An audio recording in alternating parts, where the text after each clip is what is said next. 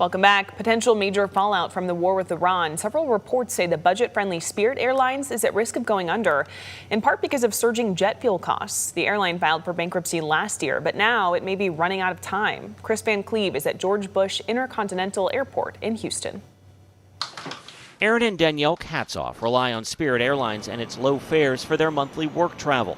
Trips that could cost them a lot more if the discount carrier gets grounded. You're talking the difference of $1,000 a month easily, potentially, in airfare. That certainly eats into your bottom line.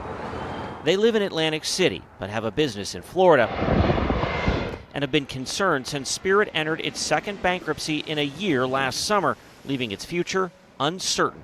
Well, my heart sank because it's so convenient for us to fly Spirit to West Palm.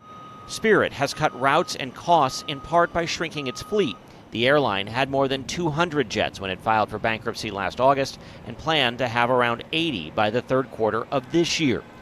But as the price of jet fuel has nearly doubled since January, driven by the conflict in Iran, airline sources now tell CBS News some of Spirit's creditors question the airline's ability to make debt payments or return to profitability, which could lead the discount carrier to run out of financial runway. Does it keep you up at night? Absolutely, every night. Tim Kroll is the Atlantic City Airport director. He says Spirit is about 85% of their business. We're hopeful that they'll be able to get through their restructuring, but we just have to wait and see what happens. If Spirit were to shut down, what would be the impact here? Enormous in terms of jobs, the concessions, the ground handlers at the airport. Obviously, they would lose those jobs.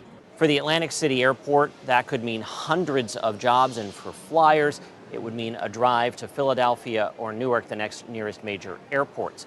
Spirit is declining to comment on these reports in the financial press that it could face liquidation in the coming days. The airline says it does not comment on market speculation or rumors.